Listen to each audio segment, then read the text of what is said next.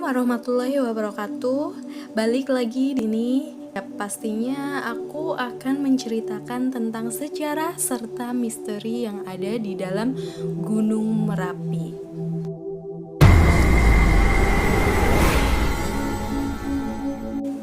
Ya, kalian pasti udah tahu ya bahwa Gunung Merapi merupakan salah satu gunung yang paling aktif di dunia. Dan gunung ini berada di daerah istimewa Yogyakarta, tepatnya di Kabupaten Sleman atau berada di daerah utara daerah istimewa Yogyakarta. Menjelang meletusnya Gunung Merapi mengeluarkan awan putih yang sangat panas, dan gumpalan awan putih ini oleh masyarakat sekitar disebut dengan nama Wedhus Gembel. Suhunya pun yang sangat tinggi pada awan panas ini sangat ditakuti masyarakat yang tinggal di lereng gunung tersebut.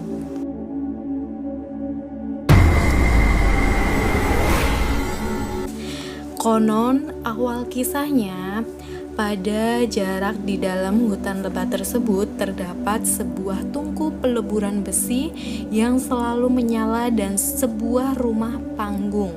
Ternyata ada dua orang empu yang sangat sakti tinggal dalam hutan tersebut. Empu tersebut terkenal sebagai pembuat keris pusaka. Mereka adalah Empu Rama dan Empu Pamadi. Tidak seperti kebanyakan empu pembuat keris lainnya, Empu Rama dan Empu Pamadi cukup menggunakan tangan untuk menempa besi yang membara menjadi sebilah keris. Dan pada suatu hari, Batara Narada dan Dewa Panyarikan memeriksa Gunung Jamurdipa. Kedua empu sakti itu melapor kepada Batara Guru bahwa gunung itu menyebabkan Pulau Jawa miring ke selatan. Maka mereka harus memindahkannya ke bagian tengah Pulau Jawa, yaitu dataran rendah di utara. Tak kemudian Batara Narada dan Dewa Panyarikan diberi perintah untuk membujuk dua empu tadi pindah. Mereka pun berdiskusi, namun tidak mencapai kata mufakat atau tidak setuju. Jika kami pindah, maka keris yang kami buat akan turun kualitasnya. Hanya hutan ini yang bisa membuat keris kami memiliki kualitas yang baik, kata salah satu empu tersebut. Dan setelah gagal bernegosiasi, Batara Narada dan Dewa Panyarikan memutuskan menggunakan kekerasan. Kedua empu itu pun mengeluarkan keris untuk bertarung melawan dewa. Pertarungan itu berlangsung sangat lama, namun akhirnya kedua empu berhasil mematahkan senjata lawan mereka menggunakan keris. Batara Narada dan Dewa Panyarikan kembali menghadap Batara Guru Kekayangan. Tidak ada jalan lain, kalian harus memindahkan Gunung Jamurdipa sekarang, meskipun akan menimpa dua empu tersebut, perintah Batara Guru. Batara Narada dan Dewa Panyarikan mengangkat gunung tadi sambil terbang. Selanjutnya mereka meletakkan gunung di tempat Empu Rama dan Empu Pamadi sedang berdiri. Kedua pun meninggal dunia dan lokasi Gunung Jamurdipa sudah dipindahkan. Gunung itu menjadi aktif karena berada tepat di atas tungku perapian, yaitu tempat kedua empu memanaskan besi. Lama-kelamaan gunung itu lebih dikenal dengan nama Gunung Merapi.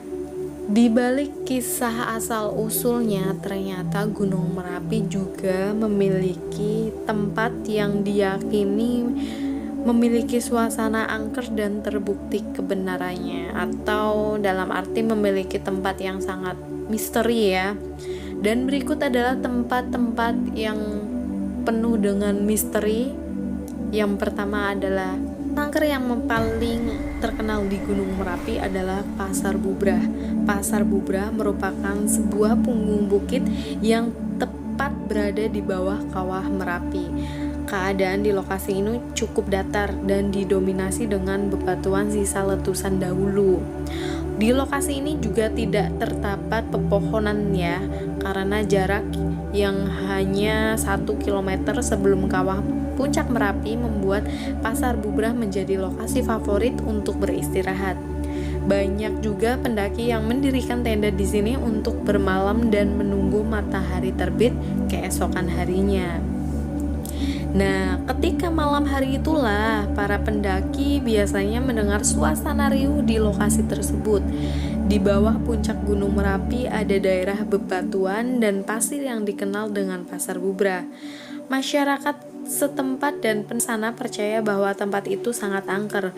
Banyak orang yang meyakini lokasi itu sebagai pasar besar Keraton Merapi, dan pada batu besar yang berserakan di daerah itu dianggap sebagai warung dan meja kursi milik roh dan makhluk halus. Ketika para mendaki mencapai kawasan ini, mereka akan dihimbau untuk menjaga kata dan perilaku.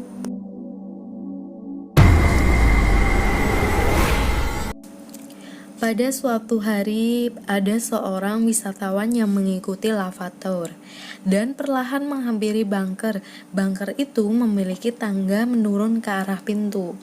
Dia turun dan menengok situasi di dalam bunker yang memang gelap. Setelah pintu besi bunker yang berat didorong, terlihat satu ruangan lapang seukuran ruang kelas di dalam bunker. Dan bentuk ruangannya setengah lingkaran dengan bekas lahar panas yang telah membatu di tengah bunker tersebut. Satu-satunya sumber penerangan hanyalah cahaya dari pintu masuk bunker. Dan beberapa saat kemudian dia segera beranjak keluar dari bunker. Tiba-tiba ada suara menangis dari bunker yang dia tinggalkan itu. Keraton Merapi ini sudah ada semenjak zaman Keraton Mataram. Bedanya Keraton Merapi semuanya dihuni dan dikendalikan oleh bangsa Jin. Keraton Merapi dikenal memiliki hubungan yang sangat erat dengan Keraton Mataram pada masa lampau. Bahkan ada cerita yang mengatakan jika Keraton Merapi membantu Kerajaan Mataram untuk mengalahkan Kerajaan Pajang dengan cara menewaskan pasukan Kerajaan Pajang lewat letusannya. Keraton Merapi juga memiliki banyak tokoh terkenal yang namanya sudah tidak asing lagi di telinga penduduk sekitar Merapi. Berikut adalah beberapa tokoh yang dipercaya sebagai penghuni dari Keraton Merapi. Ada Eyang Merapi. Eyang Merapi merupakan seorang raja alias pemimpin dari para makhluk gaib yang mendiam di Keraton Merapi. Dan Eyang Sapu Jagat. Eyang Sapu Jagat merupakan penunggu kawah Merapi dan menjadi pengambil keputusan apakah Merapi akan meletus atau tidak. Eyang Sapu Jagat memiliki dua orang panglima yang bernama Kiai Grinjing Wesi dan Kiai Grinjing Kawat. Dan Eyang Megantara. Eyang Megantara merupakan salah satu tokoh pemuka yang tinggal di puncak Merapi. Tugasnya adalah untuk mengendalikan cuaca dan mengawasi daerah sekitar Merapi. Nyi Gandung Melati. Nyi Gadung Melati seperti diulas di atas merupakan pimpinan para pasukan wanita Keraton Merapi dan bertugas untuk menjaga kesuburan tanaman dan juga menjaga binatang ternak di sekitar Gunung Merapi. Eyang Antaboga. Tokoh selanjutnya adalah Eyang Antaboga yang ditugaskan untuk menjaga keseimbangan gunung agar tidak sampai tenggelam ke dalam bumi. Kiai Petruk. Kiai Petruk bertanggung jawab terhadap keselamatan penduduk Merapi. Ia ditugaskan untuk memberitahu warga ketika akan terjadi letusan sehingga mereka dapat menyelamatkan diri. Kiai Sapu Angin. Kiai Sapu Angin merupakan salah satu pimpinan roh halus yang bertugas untuk mengatur arah angin. Kiai Wolawali. Kiai Wolawali merupakan salah satu tokoh yang tinggal di Istana Keraton Merapi. Tugasnya adalah untuk menjaga dan membersihkan teras Keraton Merapi. Kartadimejo. Selain sebagai komandan pasukan, Kartadimejo juga bertugas untuk menjaga ternak dan satwa yang ada di gunung.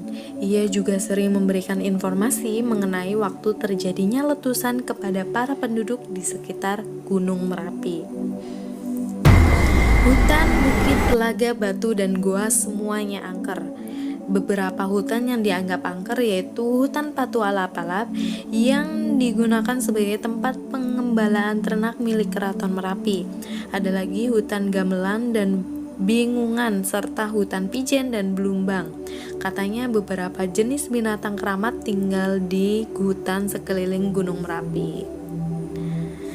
Dan demikian asal-usul serta kisah mistis yang terdapat di Gunung Merapi.